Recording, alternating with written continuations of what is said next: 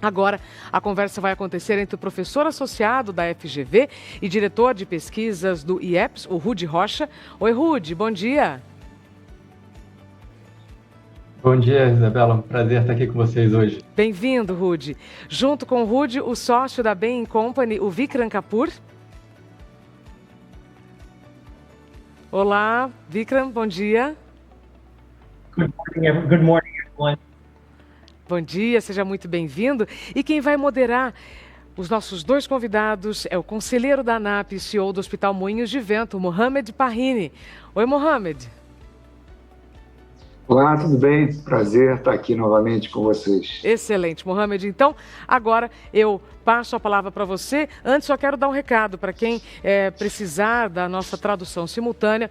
É só ir logo abaixo aqui na nossa tela, na plataforma, e escolher o áudio disponível, tá certo? Então, está com você, Mohamed. Até já.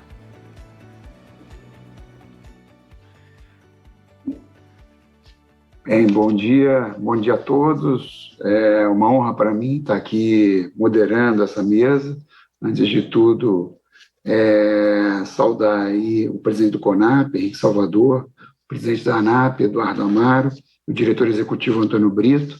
Parabéns pela organização de um evento tão rico e talvez o principal evento de saúde da América Latina.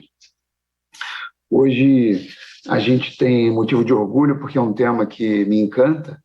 Nós iremos falar hoje sobre a importância da gestão da saúde baseada em dados e o desafio para se construir uma base de informações qualificada e integrada. O mundo está em constante transformação e durante a pandemia ficou evidente a necessidade de a gente possuir um amplo conjunto de informações para conhecer o setor de saúde e se conectar com a ciência pelo mundo afora, né? E, afinal de contas, né, como estabelecer um sistema de informações qualificado e integrado entre todos os atores e esferas? Como nós iremos trabalhar a união da informação com a tecnologia como forma de melhorar o cuidado e democratizar o acesso à saúde, seja na pandemia ou em qualquer outro cenário, né? Então, a gente vai observar aí alguns exemplos do mundo inteiro e escutar um pouquinho dos nossos convidados sobre o que eles imaginam com relação ao futuro da saúde. E quando a gente fala de saúde, a gente fala não somente da saúde das pessoas, mas da indústria da saúde, né? O que é essa indústria da saúde?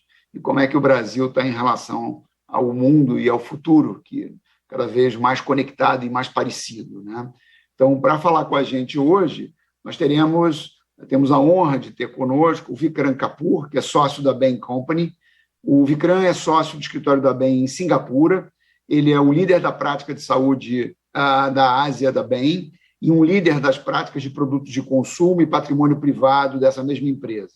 Ele tem mais de 15 anos de experiência em consultoria de gestão, entregando estratégias que funcionam para líderes de negócios orientados para a mudança, tanto nas Américas, na Europa, quanto na Ásia. Muito obrigado, Vikram, por estar conosco aqui. Também nós teremos aqui como debatedor da palestra que o Vikram irá fazer, o Rudi Rocha. O Rudi, professor associado da FGV de São Paulo, diretor de pesquisa do IEPS, carioca como eu. Ele possui graduação e mestrado em economia pela UFRJ e doutorado em economia pela PUC-Rio, vencedor do prêmio Aran Lambos Simenides, na categoria da tese de doutorado, professor na Escola de Administração de Empresas da FGV e membro do CEPESP-FGV. É também um Newton Advanced Fellow na Academia Britânica, pesquisador associado no ESRC Research Century e membro do Conselho Científico do Instituto Escolhas. Foi vice-presidente da Sociedade Brasileira de Econometria e coordenador brasileiro do LACEA World Bank. Sua produção acadêmica tem aparecido em periódicos nacionais e internacionais de destaque, como a American Economic Journal e Economic Journal Review of Economics and Statistics and the Journal of Development Economics, também no Lancet e em outros. Suas principais linhas de pesquisa incluem econometria aplicada e avaliação de políticas públicas, economia da saúde e demografia econômica e economia do meio ambiente. Nossa, vai ser uma honra ter você aqui, Rudi, com a gente também.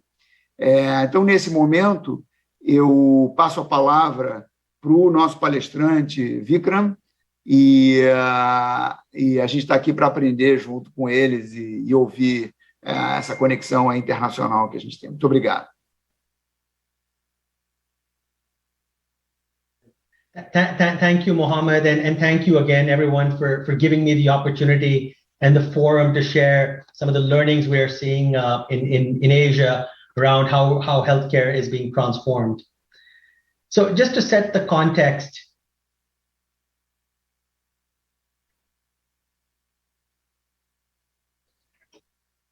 So just to set the context again, much like we saw, with Asia was leapfrogged on mobile phones from fixed line, and Asia leapfrogged to e-commerce from skipping the entire brick and mortar retail world. We see the same happening in Asia Pacific on healthcare, and we believe over the next decade we will see one of the largest transformations, or the largest digital transformations in healthcare in Asia Pacific. Just to set the context of the environment we're in, really 5 big trends that will really shape the architecture of the healthcare system in Asia Pacific. Want to start with, first of all, the Asian healthcare wave. 50% of global healthcare spending growth globally will come from Asia in the next 10 years. Asia will age faster. We will be hit by the chronic disease tsunami much sooner than the West. And we have a collection of very, very different markets, all of them actually starting from a point where we've got a lot of access challenges, a lot of affordability challenges, and massive quality challenges. With that backdrop, what we're also seeing is healthcare today, even more so with the pandemic, has become the national defense.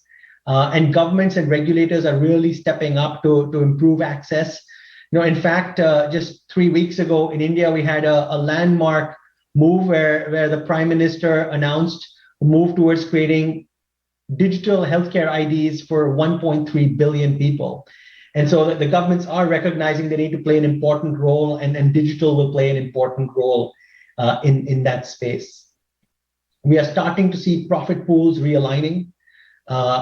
Payers and providers are increasingly looking downstream to manage cost. Care is moving much, much closer to the patient. The care is moving outside the hospital, a lot more focus on prevention. Again, as you look at this massive amount of healthcare spend that lies in front of us, how do we be able to deliver this in a manner that is equitable and affordable? And so a lot of it will move closer to the patient. You're seeing stakeholder convergence. Historically, you've had payers and providers and suppliers all fighting with each other, and now they are coming together. We're seeing partnerships between insurance companies, pharma companies, providers to try to solve some of these challenges and overall improve outcomes. We're seeing a lot of disruption in terms of companies that are non-traditional healthcare players growing across the value chain. And so you've got retail companies coming into healthcare. The tech companies, who I will talk a lot more about in a few minutes, are playing a very active role in reshaping healthcare. And so you're seeing an environment where we're going to have to bring things together to be successful. And then last but not the least, and probably the most important, is the role innovation will play in this transformation over the next decade. The 2025 patient expects much more from their healthcare companies. We are seeing massive adoption of artificial intelligence, machine learning, be it in diagnoses, in treatment protocols, being able to spread access to care. Data and analytics are playing a very important role in managing scarce healthcare resources and really improving the patient experience. And with that, we're seeing a significant investment behind digital. There's a very clear recognition that healthcare going forward cannot be only offline. We need to be able to harness the power of information to be able to do that. So with that backdrop and the environment that we are seeing in Asia Pacific, I wanted to spend a few minutes to outline some of the big lessons we are seeing in these markets, and hopefully some of them are relevant to the context in Brazil and beyond. So five important lessons around the opportunity for digitally enabled healthcare. First, I think it's important, it's becoming more and more abundantly clear that the siloed healthcare systems we are all operating in today have given rise to so many pain points, and who suffers in this entire experience is the patient, because while we use the term system, it is probably the most broken of any experience consumers have, be it ordering food or even ordering a car, all of which today can be done on a device like this. Patient expectations, as a result, are rapidly changing, and the patient is increasingly demanding modes of care that offer a seamless experience. And frankly, I think the last 18 months, as all of us have battled this pandemic across the world, what has really happened has been the largest mass trial of digital healthcare, be it telehealth, as access to hospitals was shut down, or triage care, and the patient saying, well, why can't I get much more of that? Data and analytics will play a very big role in improving healthcare delivery and patient experiences, creating a more seamless journey, and a seamless allocation of resources. I think what we're starting to also see is disruptors reshaping healthcare delivery in markets in Asia, in China, in India, and Indonesia. You are seeing ecosystems emerge where you're seeing players that are now offering solutions across the care continuum, in many cases where the traditional healthcare system had failed. And then finally, I think it's our firm belief that healthcare is O2O, but it's offline to online, not online to offline, as we often say in retail or e-commerce. And offline players have that inherent advantage. As I'll share with you some data from large surveys we've done of patients and consumers across markets in Asia. And what comes out very clearly is that relationship that a clinician has with a patient, that relationship the personal relationship is hard to substitute and disintermediate, but that experience can be recreated with the right omni-channel mode. So over the next few pages, I will try to bring each of these lessons to life a little bit more. So as we look at pain points, again, the current healthcare system is siloed. The patient experience is fragmented. What we have on the page here is an example of a patient journey in Australia, but frankly, this could be a patient journey in any market in the world. And I think the big learning, right, is it's complex, siloed system with no natural owner who owns that and supports the patient on their journey. There are limited shared economic incentives. There's little clinical integration. And as a result, the patient experience is poor. And I think that there is a lot of opportunity to move towards a more patient-centric model. And we've seen a lot of innovation come around addressing a lot of these pain points, which I'll bring to life in a few minutes. Now, taking again that patient lens, and here are some insights from a survey we did of about 1,850 patients across Asia Pacific in late 2019, so just before the pandemic. And we've got more recent data where many of these trends have been more amplified. But I think what is abundantly clear is a new type of consumer is emerging relative to 3 to 5 years ago. When you ask consumers relative to 3 to 5 years ago, to what extent are the following statements true today? And you see 83% of them rate, somewhat agree or strongly agree, the interest in health maintenance and lifestyle changes. They want convenience in addition to quality of care. They are much more informed. They're spending a lot of time on Dr. Google and other websites, and they want to take more control of their healthcare. They want to use technology more. They're using wearables. They want to use their mobile devices to make appointments online. And so the consumer is asking for more digital engagement with the healthcare system. What's also interesting is their expectation and desire to use digital tools is across the board very, very high. So again, this was 2019 data on telemedicine. 22% were using it. They expected it to go to 46% actually the numbers for our latest survey have just come back. The numbers going forward are even higher. The patient wants to use self-diagnosis apps. They want to be able to manage their chronic diseases through digital or omni-channel solutions.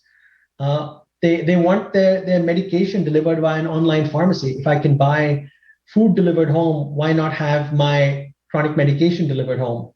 And so the consumers asking for the use of digital tools in an industry that historically has prided itself on being largely offline, and that is really changing. I think the other thing we're hearing loud and clear from the patient is, I'm confused. There are too many options. I don't know how to navigate my care journey. Give me one single touch point. Give me one portal to manage all of my health.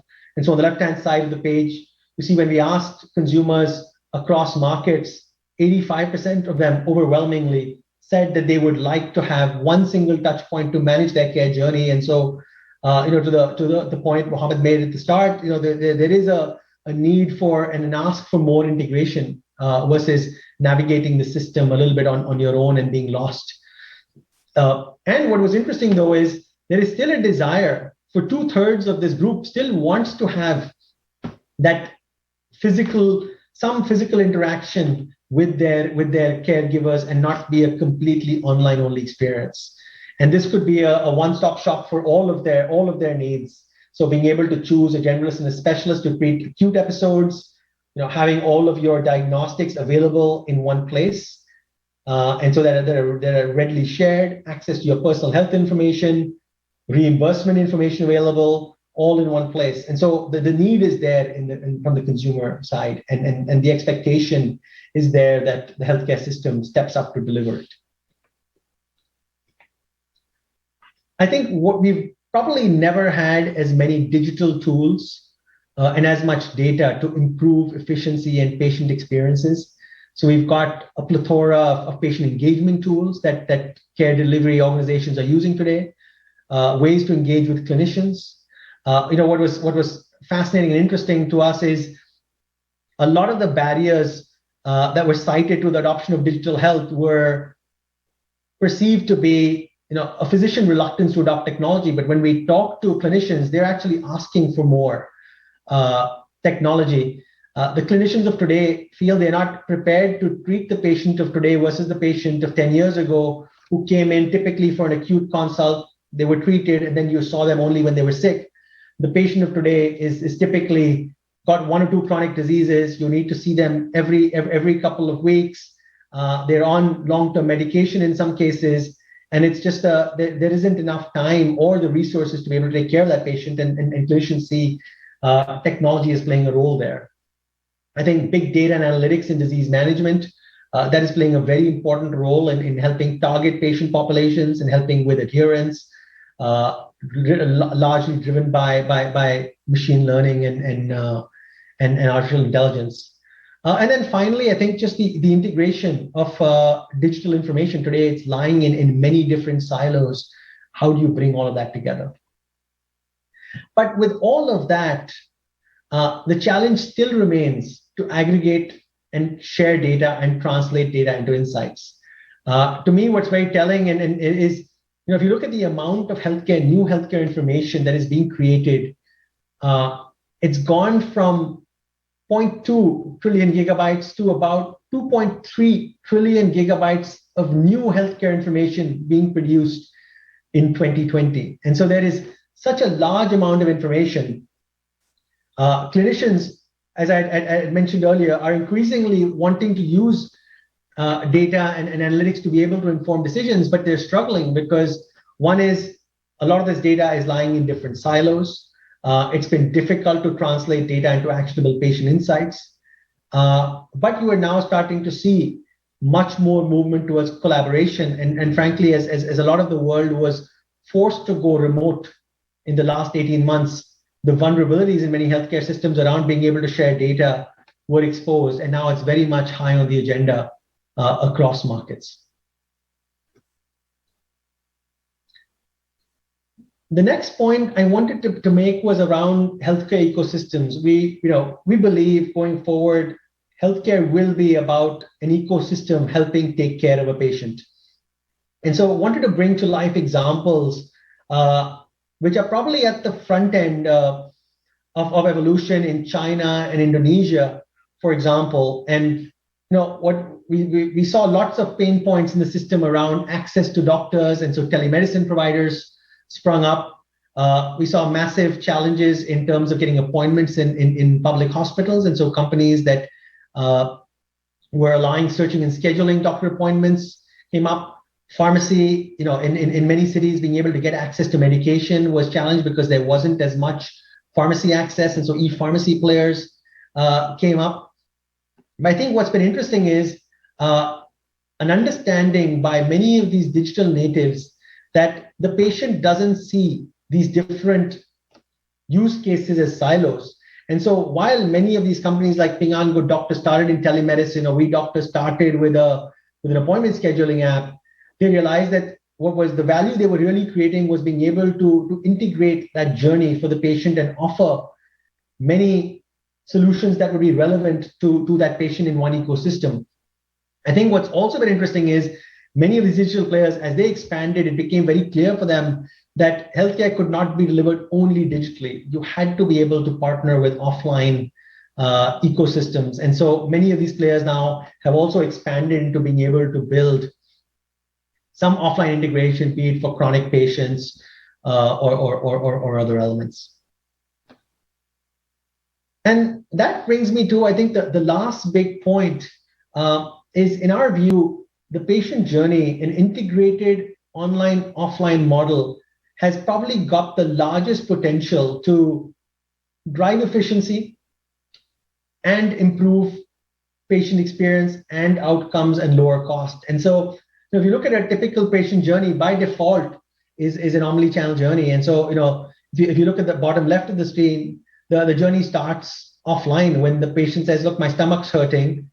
Do I use an AI symptom checker that is on my digital portal that knows me, has information around my medical history, and is able to give me an accurate diagnosis on what was causing my stomach ache? I could set up an appointment booking with a doctor, maybe later that week, ideally with my doctor in their location close by. Maybe if it was something that was more acute or urgent, then I could have a teleconsult with a doctor from my system. Potentially, if I needed a specialist referral, that could happen electronically. I could have the GP and the specialist all on a three-way teleconsult call. At the end of that episode, I would get my medication from a e-pharmacy delivered to my house. All of my records would be available in this platform, and all of it stays in that loop. And we think that really the opportunity here to transform healthcare is in being able to bring offline and online together. And in many ways, there are several proof points of this future being here already. However, as we talk about this journey, I think what's important is to recognize that, in our view, the online first players are constrained in terms of where they can actually serve a patient's unmet need. It is typically, an online first model is limited to consults where you've got simple issues. You may lack that existing doctor-patient relationship, and so you tend to be limited to more basic and on-demand acute type situations. We think where really an offline-online system can differentiate and really create tangible outcomes is an offline-first model, which allows you to be able to create the right follow-ups that need to happen. So you've seen a clinician in person, you could have the follow-up with them on teleconsult if needed, and to be able to distribute resources in the right way. And so as we look at how healthcare evolves going forward, it is important, it's important to recognize that the offline first players have the advantage here. And so with that, I wanted to leave you with one example of the future already coming to life, bringing together offline and online, digital, data-enabled, of some of the innovation we're seeing in markets like China. And so here's an example of a 1-minute clinic that Ping An Good Doctor has put out in China. You've got a small booth where you can have a teleconsult with a clinician. Once you're done with that teleconsult with the clinician, if you need an over-the-counter drug, there's a vending machine that dispenses that information. You've got that virtual care consult. Well, it's got an AI chatbot that starts. It takes all of your basic diagnoses. You can have the in-house consult if you need it. A specialist referral can be made, and if you need to get prescription drug, then you get an e-prescription. Now they've started to put these in high traffic areas, on corporate campuses, in office buildings. They're in 8 major cities. 90% enclosed environments. About 1,000 plan to get to about 1,000 kiosks. But this is just one example of how care is really evolving, coming closer to the patient, bringing digital and physical together. In fact, actually, this model was inspiration for care models for some of the healthcare workers in Singapore recently as well. And so just wanted to bring a little bit of the future to life of where we see healthcare evolve over the next decade, and some of the learnings and hopefully inspiration from what we're seeing in markets in Asia Pacific. And so with that, just wanted to open up to Q&A and hand back to Ahmed.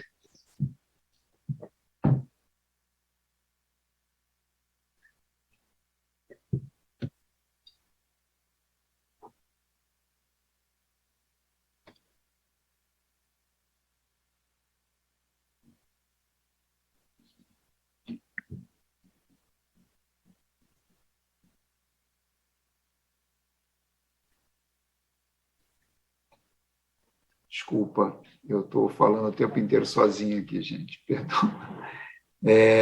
Mas eu estava aqui, não sei se vocês me ouviram, agradecendo ao Vikram. Vocês me ouvem bem? Sim, né?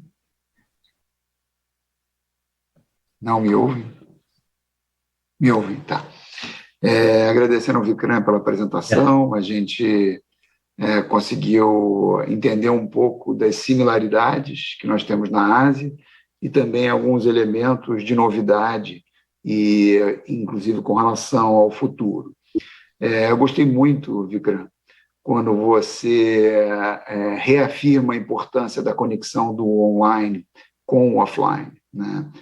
E eu percebo isso porque existe uma distância de entendimento sobre esse novo mundo online. E eu vejo muito preconceito, tanto nesse universo do discurso do online digital, quanto do clássico acadêmico, né? E eu acho que falta profundidade na discussão, inclusive com relação a planos de saúde, a gestão de saúde, oferta de saúde hoje em dia, por muitas empresas que estão se lançando no mercado, que acaba confundindo o público e a população sobre o entendimento de quais são os níveis de complexidade, qual é a pirâmide de Maslow da saúde. Então, a gente está numa jornada, e essa jornada da digitalização ainda está numa fase básica. No universo clássico, os hospitais ainda são essenciais, por uma jornada ainda será. Por outro lado, eu também vejo o nosso universo clássico também muito distante e, às vezes, de costas para esse novo universo que se abre. Então, o papel do CONAP é exatamente esse, com convidados como vocês, o Vikram e o Rudi, é tentar unir esses dois lados e a gente tentar prever em que momento a gente vai viver um mundo híbrido, né? Eu queria passar a palavra para o professor Rudi, para ele falar um pouquinho sobre, fazer alguns comentários sobre a apresentação do Vikram, e já deixar uma pergunta para ele sobre se ele acredita que o mundo, o Vikram falou rapidamente na apresentação dele, que o mundo vai caminhar, ele acredita, tende a caminhar para um modelo de saúde universal, como o NHS, como o modelo sueco, como o português, espanhol, canadense, brasileiro, inclusive o SUS. E se ele não falou isso, mas a gente vê uma tendência de começar a viver, a gente está nesse universo, esses dois mundos, né, do mundo privado e da saúde universal. Complementando os seus comentários da apresentação dele, dizer para a gente se você acredita nisso e como ficam os modelos de negócio, você como economista também, os modelos de negócio que se propõem a atuar puramente no privado quando a gente tiver uma saúde universal básica de qualidade. Obrigadíssimo, Mohamed. É um prazer estar aqui com vocês. Agradeço mais uma vez a ANAP. É uma honra participar do CONAP, um evento tão importante. E uma alegria estar aqui na mesa com você, Mohamed, com o Vikram. Prazer enorme de conhecer, Vikram, e parabéns pela apresentação. Na verdade, foi uma super aula, aprendi muitíssimo aqui. Eu fiz algumas anotações e vou também aproveitar um pouco da provocação que o Mohamed fez aqui, acho que foi muito importante, na verdade, tentar, enfim, terminar esses comentários com algumas perguntas para o Vikram e para o debate também, acho que podem ser super importantes para a gente pensar Brasil também, pensar o que está acontecendo aqui, para onde que a gente vai parar nessa história, né?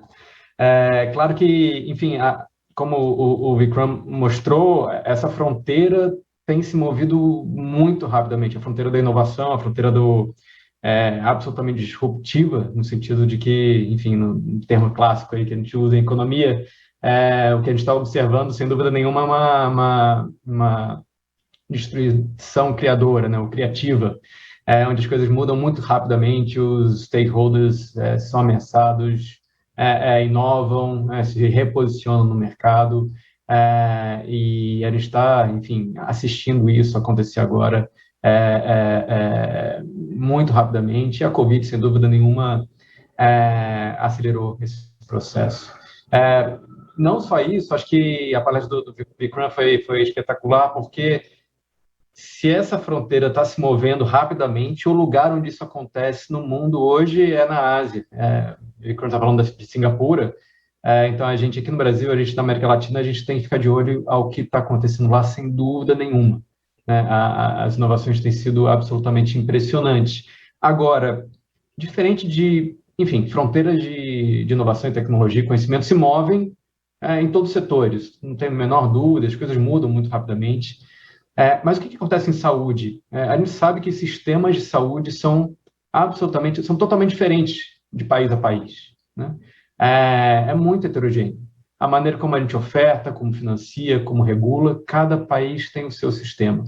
Então, cada país vai impor restrições ou vai facilitar a adoção de inovações em ritmos diferentes, né? E o que vai acontecer no Brasil, em particular, a gente não sabe. Então, tem duas incertezas aí, para onde essa fronteira está se movendo, e quais vão ser as consequências em geral, e como cada país vai se adaptar a isso, e vai se juntar a essa inovação, e quais são as consequências para stakeholders, para a população, para a saúde da população, né? Isso não está claro, e é um desafio tentar farejar para onde que essa história vai, em particular aqui no Brasil.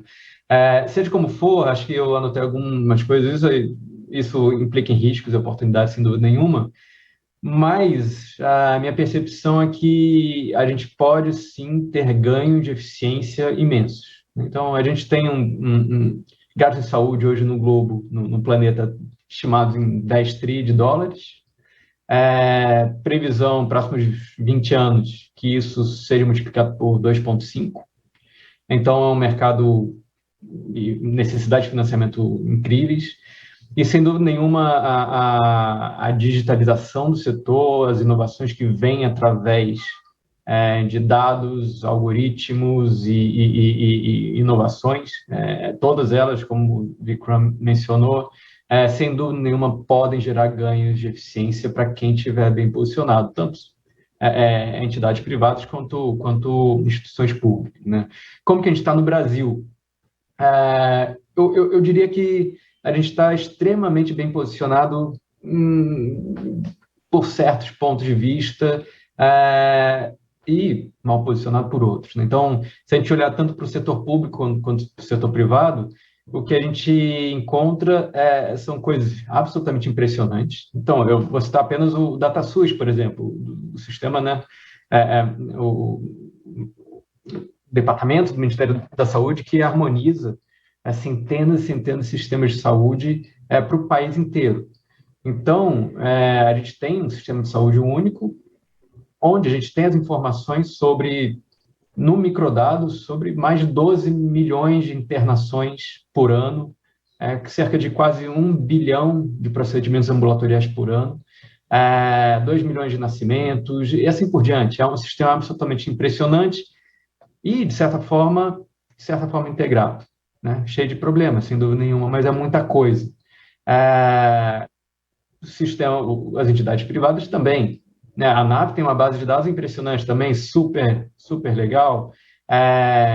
Várias empresas estão muito à frente, tanto operadoras quanto prestadores.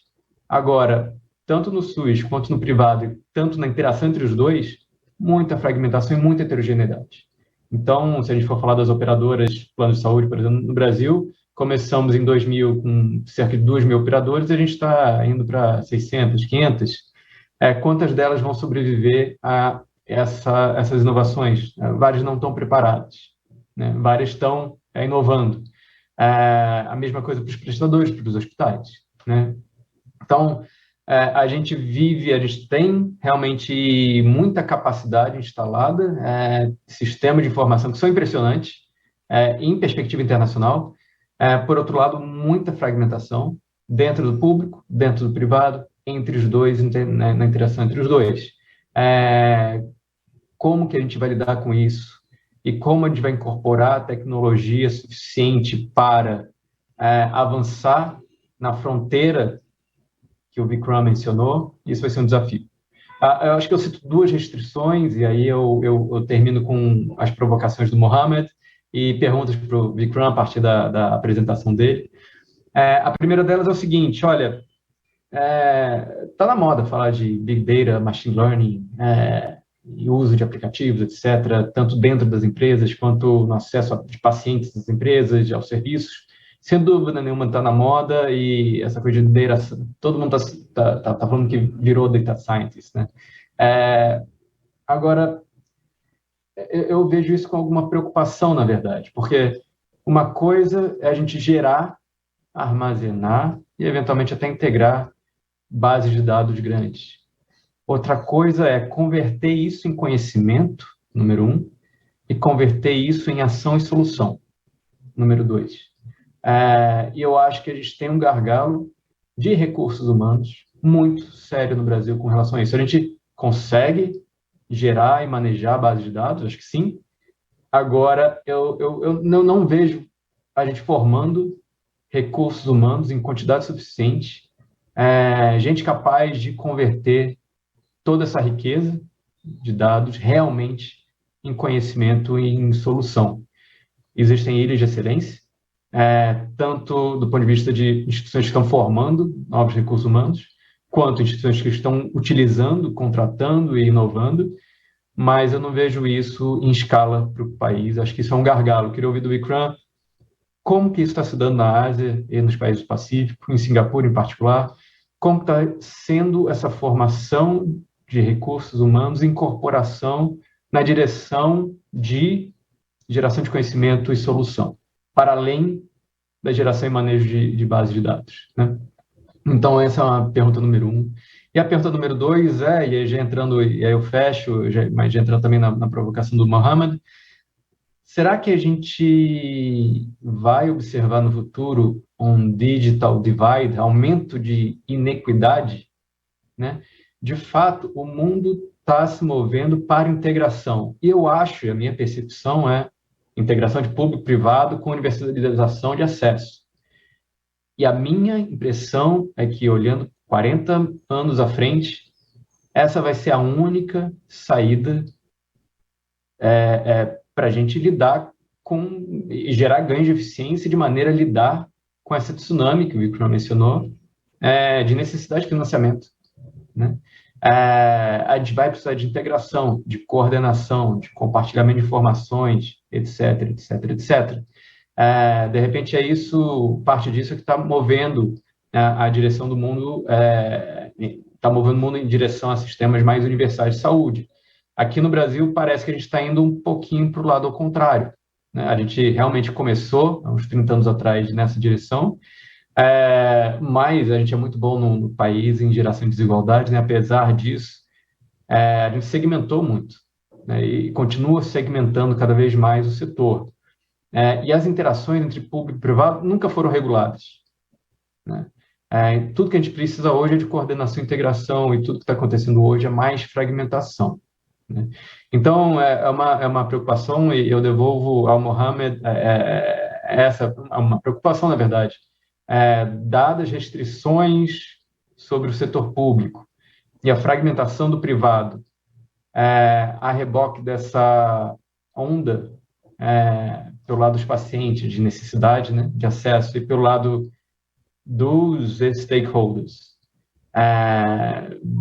de lidar, de se posicionar frente às inovações, qual vai ser o futuro do setor no país.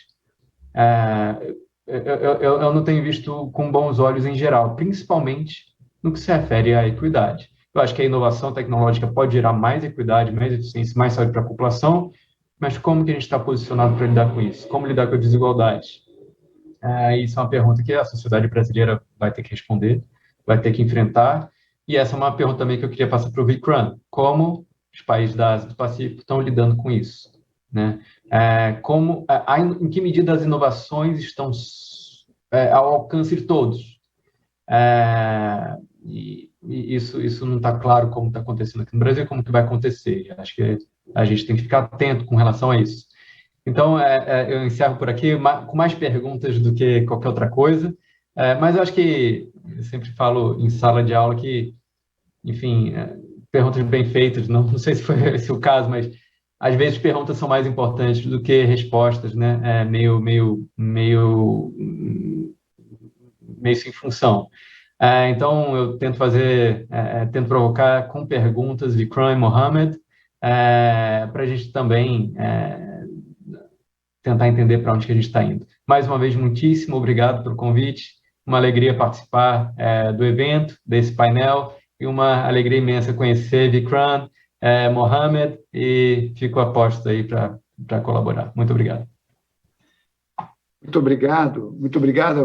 Acho que o Vikram ficou com uma pergunta para ele, mas os seus pontos foram essenciais aqui, Ruth. Você falou de planejamento de força de trabalho, você falou de tecnologia, digitalização e o fosso entre o público e o privado. O mundo está caminhando para uma saúde universal e a gente está caminhando para um modelo inverso. Eu mesmo trabalho numa instituição filantrópica privada, mas eu tenho que reconhecer que eu vejo um futuro de saúde universal básica para todos, complexa para todos, né?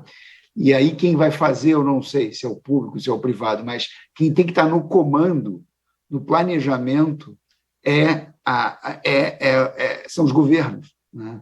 E aí eu não vejo qual é o planejamento de futuro, não para 3 anos, para 4 anos.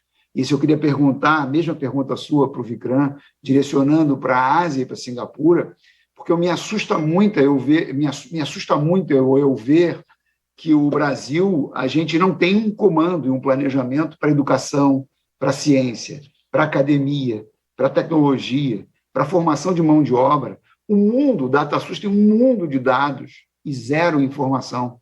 Assim, que informação e conhecimento está diferente de dados. Os dados são soltos ali dentro.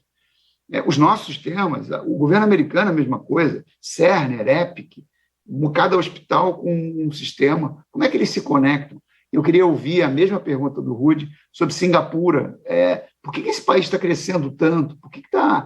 O que explica a saúde, a educação, a tecnologia?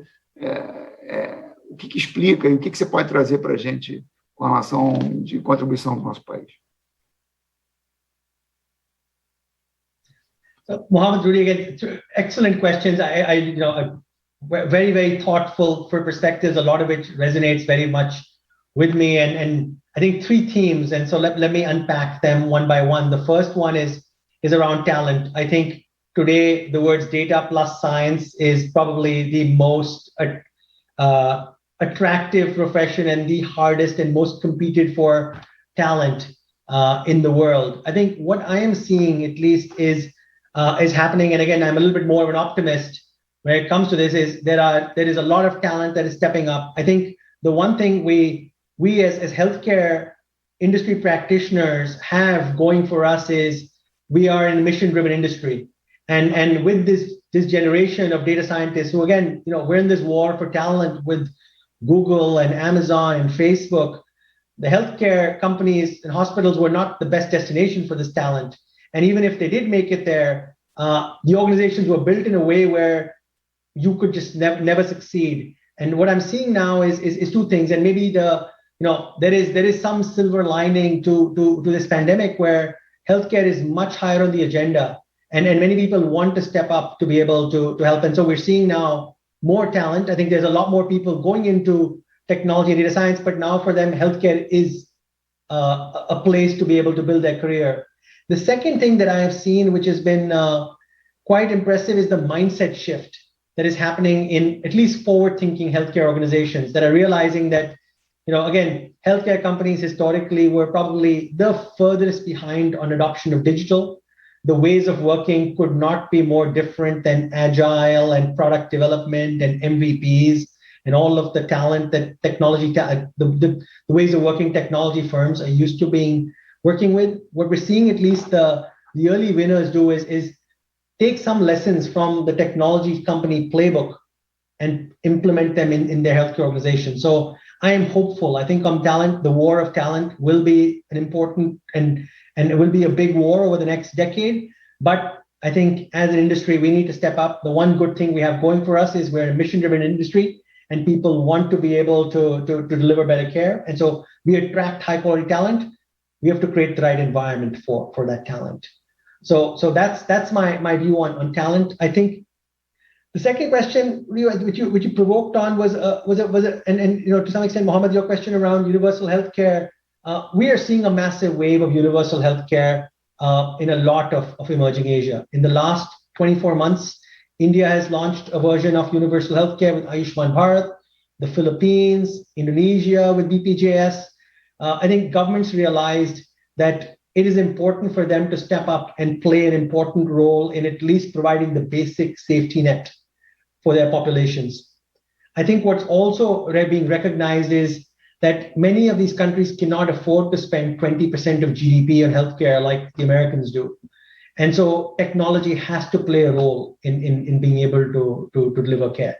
And this is where I think learnings from the private sector have been very helpful. And so if I look at examples in China, for example, what you've seen, Ali Health, which is Alibaba's health business too, or WeDoctor, which is Tencent's healthcare focused business.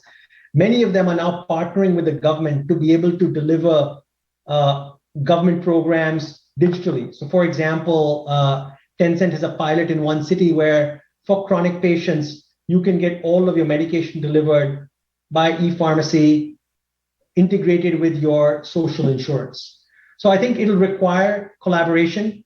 It'll require a broader thinking from governments and a recognition that we cannot build healthcare costs are so unsustainable. We cannot build that much infrastructure. It has to be more asset light. And when the government agenda is not there, can the private sector play a role, at least to show the way? And then to your point on I think Singapore is a great example of a country which has invested a lot in planning and master plans. And I think you're seeing another wave of this coming with what the pandemic has showed us here. I think there is some value to planning, but also recognition that the public and private sector will need to work together. And the future will require us to deliver offline, online care. And I think the digital, I'm an optimist. I believe that digital healthcare can actually bridge the divide more than create a broader divide. And I think it's up to us as leaders in the industry to step up to the challenge, show the way, and break these silos. That's the reason why we work in healthcare.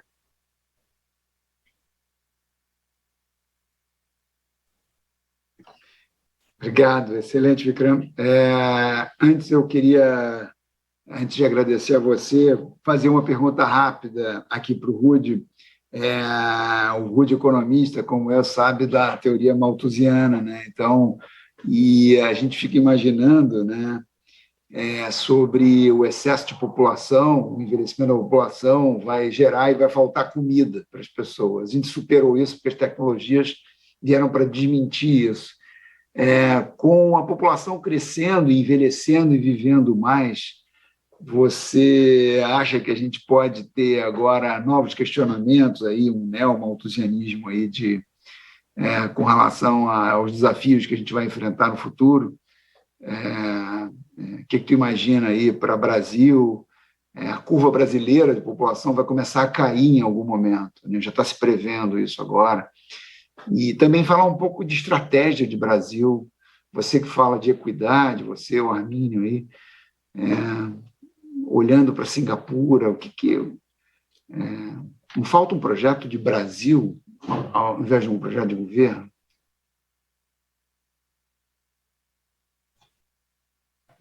Mohamed, são perguntas difíceis essas, as duas. Com relação à trajetória da demografia brasileira, eu acho que a gente segue de perto o que está acontecendo na Ásia, com um pouquinho menos de velocidade, mas muito veloz, né? Sem dúvida nenhuma, o envelhecimento vai ser muito rápido. O envelhecimento dos países emergentes, para quem não sabe, tem sido muito, mas muito mais rápido do que aconteceu nos países ricos. Os países ricos envelheceram lentamente, o que permitiu eles, né, ter um período longo de tempo, uma força de trabalho ativa e gerando riqueza. Na América Latina, nos países emergentes, na Ásia, esse envelhecimento está muito rápido. Então, muito rapidamente a população vai envelhecer. E qual que é o desafio aqui? O desafio que aqui no Brasil a gente eu acho que a gente está perdendo é o seguinte: nesse período de envelhecimento, a gente tem que ser capaz de gerar muita riqueza,